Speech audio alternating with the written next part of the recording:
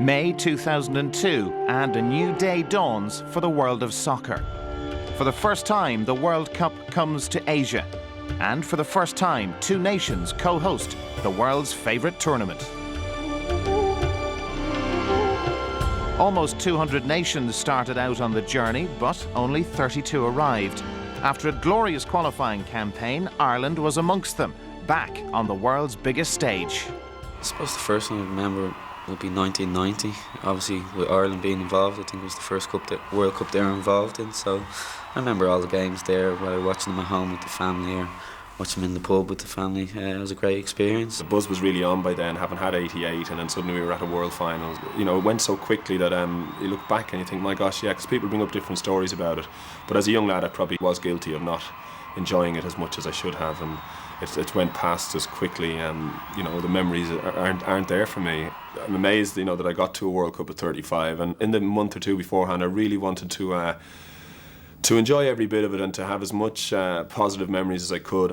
Every young lad's dream is to play for the country, and then to play in the World Cup for your country is just the pinnacle of anyone's career. So there was a lot of young lads in the squad this time, and I'm sure it was one of the greatest experiences of their lives. It certainly was for me. 2 weeks before the tournament began, the Irish squad bustled their way out of Dublin Airport. Home for the next 10 days would be Saipan, a small tropical island in the Pacific Ocean. A place with a troubled past. It was from an airstrip here that the Enola Gay took off to drop the atomic bomb on Hiroshima in World War II. It was a long way to go for such poor omens. I think the logic was that the team would have a few days rest and recreation in a place where nobody cared much about football. They'd get used to heat and they'd bond a bit, and then they'd move on to the World Cup. The defects in that logic were that it was a 23-hour journey to get there, and everybody was grumpy for the first few days, which had its own ramifications. Ireland skipper Roy Keane has been sent home from the World Cup. This has been confirmed by manager Mick McCarthy at a news conference in Saipan within the past hour. Paradise found and paradise lost. What began as a tremor developed into the largest earthquake Irish soccer had ever known. Frustrations about facilities bubbled over into a training ground row, and Roy Keane announced his intention to go home. Overnight, he had a change of mind, but not a change of heart. A lot of people say, well, it's typical of Roy, and Roy should really shut up, but I can't, especially if I'm captain of the team. We come over here, we travel halfway across the world, and the training pitch is a disgrace. And somebody's got to hold a hand up and say, it's like training on a car park, bloody rock hard. We've had 1 or 2 injuries already, and I expect a few more. And that's my opinion. I'm entitled to my opinion. Now, as I said, all I want is best, and if that's a crime, well, then I'm guilty. Football's a hard game. You need to help yourself, and I don't think we do sometimes. Far from it. And as I said, I've just come to the end of the road regarding working with certain people, and I've had enough. Hardly the words of a happy man. Transcripts of the interviews reached Mick McCarthy, and in a squad meeting that followed, diplomacy collapsed. I think it probably seemed like an ambush to Roy Keane. The team went into this little room behind the restaurant in the hotel. Roy would have been, for want of another word, confronted with the Irish Times article. And I think as a captain and a senior player, he reacted badly to the prospect of having to explain himself in front of other players and the staff associated with the team. We seemed to go from 0 to 60 pretty quickly in terms of people abusing each other, and while Roy might have viewed it as an ambush, he seems to have had the element of surprise on his side in terms of the vehemence he attacked Mick McCarthy with, and he seems to have had the floor to himself for a good 5 to 6 minutes anyway. I will not tolerate, not being spoken to like that, but the level of abuse that was thrown at me. So I have sent him home. I've never witnessed anything like that in my life. And there is a line, you can't cross it, and unfortunately Roy has crossed it. The next day, the Irish squad left Saipan and headed for their next base, Izumo, in Japan. Their former captain was on an opposite course, isolated and alone. Roy, can you give us just one reaction being sent home from the World Cup?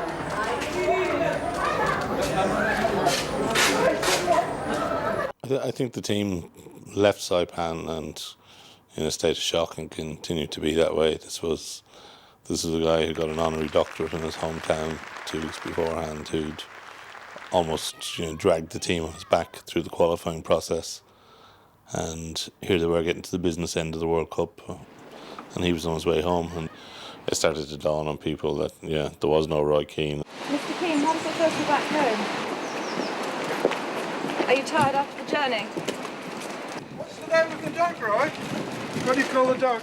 It attracted media interest of an unprecedented nature, and it was on the level of the death of Princess Diana or September the 11th in terms of newsworthiness. People's reaction to it was not unanimous as it was in the case of Princess Diana or September the 11th. In fact, people took sides. But what's interesting psychologically is that people made up their minds depending upon their allegiance, and in a sense they saw what happened when they believed it, not the other way around.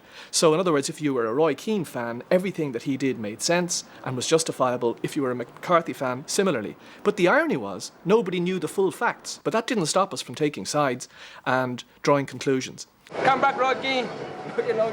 There was a tremendous human interest aspect to it all.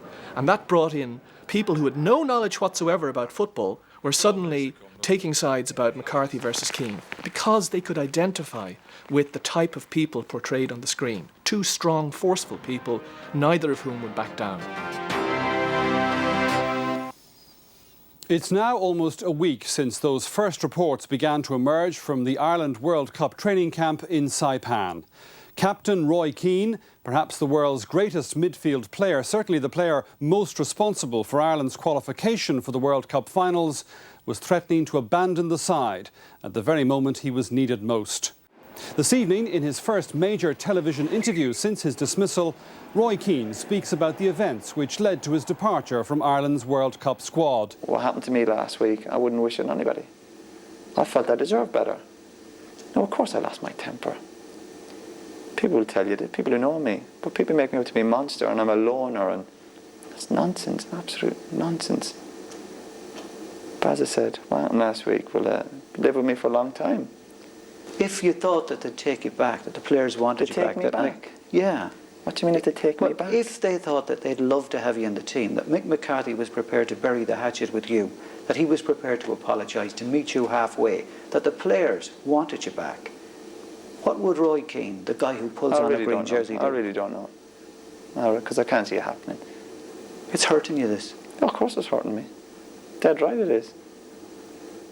Suggestions that Keane would apologise were unfounded and hopes of a reconciliation perished.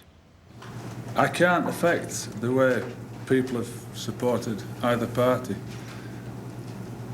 I do think to be able to walk in into a TV studio and do a one-on-one and give your opinion and impressions of what happened is a lot easier than facing a media conference 15-20 minutes after an incident, an hour after, or coming in here last night when people were on the hunt. I'm a senior player, I'm drained, I'm shattered. How do you think the young lads are?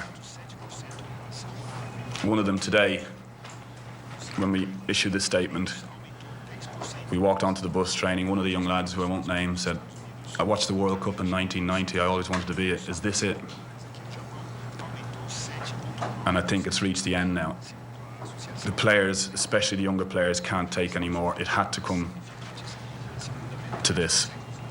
And I'm just so devastated because we came so very close to getting Roy out here. He'll never. When we look at the Keane-McCarthy conflict, it appears that there was a time when all that was required was merely a phone call and the problem would have been resolved. And it's a pity that phone call wasn't made. That's clear at the outset.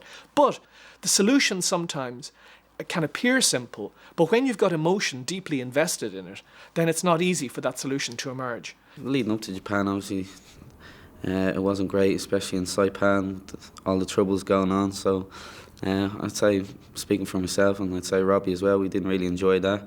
We were just here to play football, and obviously that wasn't a nice experience. But once we got to Japan, all we were doing was concentrating on our football, and they're a great set of lads, and if anything it did bring us together, and I think it showed in the performances on the pitch when the tournament finally did start. Ireland! Ireland! A change in location brought a lift in the mood. The Irish squad mixed with the locals and took heart from the welcome. After the storms of Saipan, the clouds began to part and football moved slowly to the centre again.